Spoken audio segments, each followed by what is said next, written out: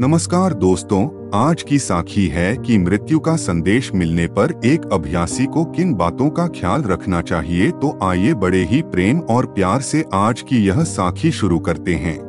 साध संगत जी, हमारे संत महात्माओं ने शुरू से ही हमें मालिक के भाने में रहने का उपदेश दिया है और उनके जीवन से हमें बहुत कुछ सीखने को मिलता है। और ऐसी बहुत सारी साखियां हमारे संत महात्माओं की है जो हमारा रूहानियत के इस मार्ग पर हमारा मार्गदर्शन करती हैं। साध संगत जी, ऐसी ही एक साखी मोहम्मद साहब की है। साध संगत जी, मोहम्मद साहब की जिंदगी का एक असूल था कि दिन भर जो भी उनके पास इकट्ठा होता था, खाने पीने का जो भी सामान उनके पास इकट्ठा होता था, उनमें से अपनी जरूरत के मुताबिक लेकर बाकी सब कुछ वह जरूरतमंद लोगों में बांट दिया करते थे और रात को खाली होकर सोया करते थे। वह कुछ भी अपने पास नहीं रखते थे। दिन भर जो भी उनके पास आता था, जो भी सामान इकट्ठा होता, वह अपनी जरूरत जितना रखकर बाकी सब बांट देते। यह उनकी जिंदगी का एक असूल था। तो साध संगत जी, जब मोहम्मद साहब का अंतिम समय आया तो उनकी पत्नी ने देखा कि इनकी तबीयत खराब रहती है। तो एक दिन मोहम्मद साहब की पत्नी ने 5 दिनार लेकर अपने पास रख लिए ताकि रात के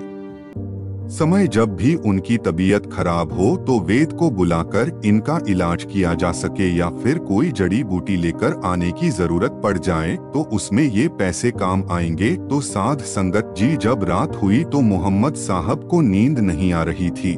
वह बेचैन थे और वह अपनी पत्नी से कहने लगे कि मुझे लग रहा है कि मेरी जिंदगी का जो असूल मैंने बनाया हुआ था वह टूटने वाला है।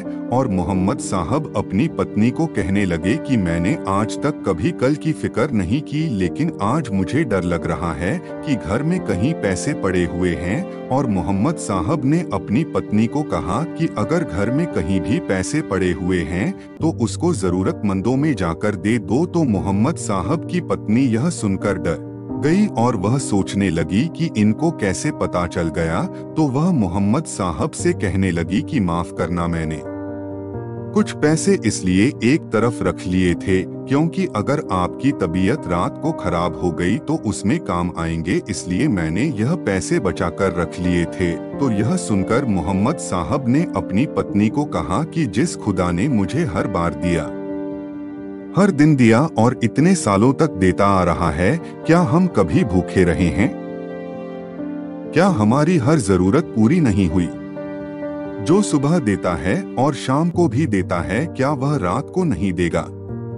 मोहम्मद साहब ने यह वचन अपनी पत्नी से कहें और उसके बाद आप जी ने कहा कि बाहर जाकर देखो कोई आया है। तो जब मोहम्मद साहब की पत्नी बाहर गई तो उन्होंने देखा कि बाहर कोई जरूरतमंद खड़ा था और उसने मोहम्मद साहब की पत्नी को कहा कि मुझे 5 दिनारों की आवश्यकता है। तो मोहम्मद साहब की पत्नी ने वह 5 दिनार उसको दे दिए। तो उसके बाद मोहम्मद साहब ने अपनी पत्नी को कहा कि देखने भी वही आता है, देने भी वही आता है। हम तो चिंता खड़ी कर लेते हैं और फिर उसी चिंता में पड़कर पीड़ित होते हैं। और उसके बाद मोहम्मद साहब ने कहा कि अब मैं खुदा के सामने सिर ऊंचा कर कर यह कह सकूंगा कि मेरा तो केवल तू ही एक सहारा था, तेरे अलावा मैंने किसी और पर भरोसा नहीं रखा। साध संगत जी, इस साखी से हमें यह शिक्षा मिलती है कि जिसका परमात्मा पर भरोसा होता है उसे किसी और पर भरोसा रखने की जरूरत नहीं होती। लेकिन हमारा भरोसा तो इंश्योरेंस कंपनियों पर है, हमारा भरोसा तो हमारे बैंक बैलेंस पर है, हमारे परिवारों पर है, सरकारों पर है।